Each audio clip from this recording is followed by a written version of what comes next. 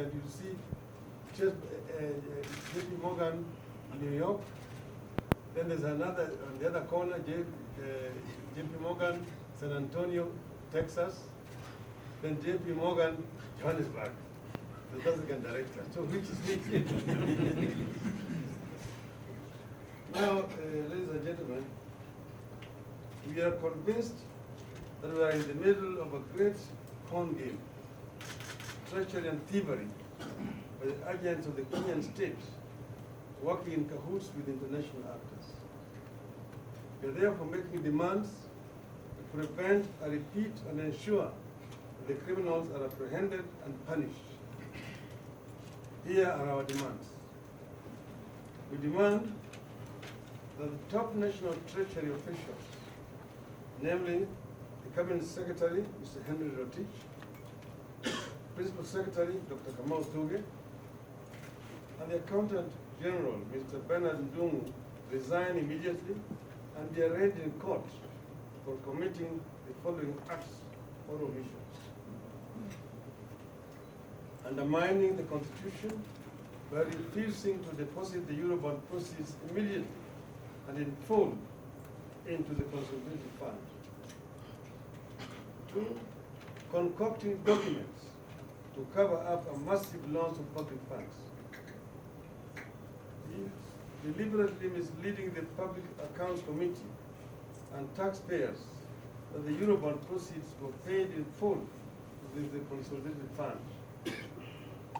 We demand that the Federal Reserve Bank of New York explains the veracity of the SWIFT transfer document posted on the National Treasury's website, stating that a sum of $999 million from the Eurobond proceeds was deposited in an account with the bank on 8th September 2014. The Federal Reserve Bank of New York should give a full account of where the Eurobond proceeds went after they were deposited in that account.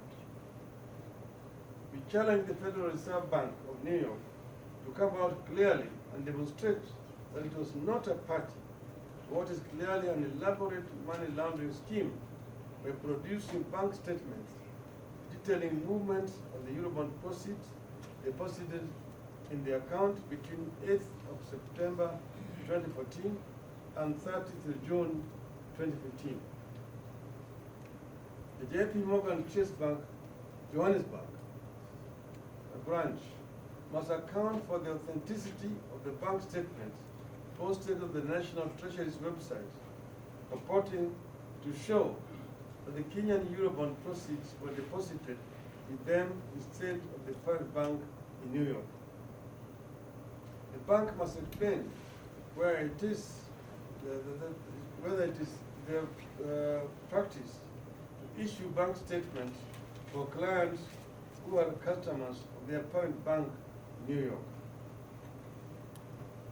Demands on the President.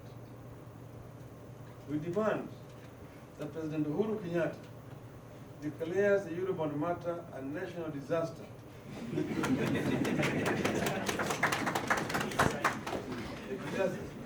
That President Uhuru Kenyatta declares the Eurobond matter a national disaster and consequently undertakes the following. 1, institute an independent international forensic audit to completely track and trace the whereabouts of the $999 million of the Eurobond proceeds that were not paid to the consolidated fund.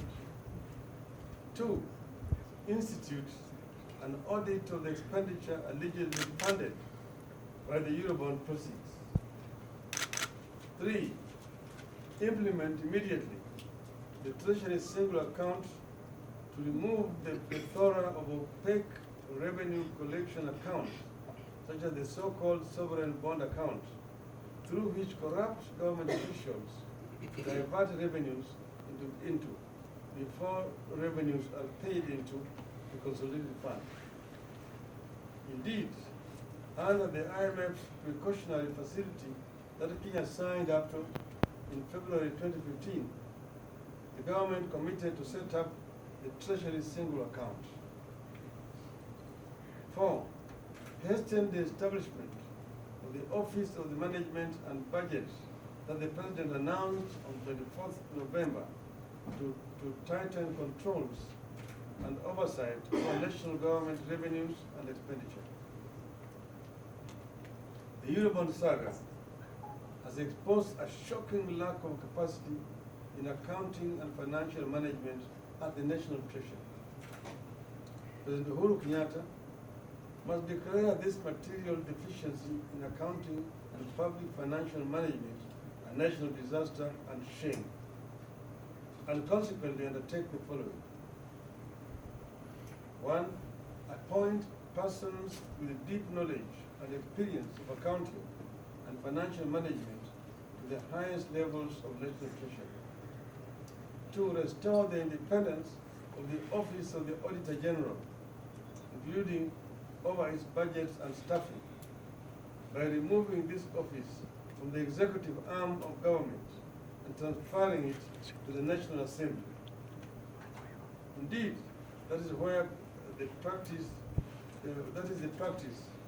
in presidential systems.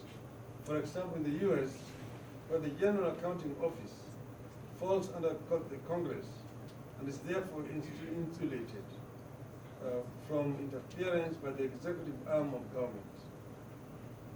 President Uhuru Kenyatta must declare IFMIS a big failure, a sham, and a scandal, and task the National Treasury with implementing a world-class and robust accounting system consistent with the generally accepted public accounting standards.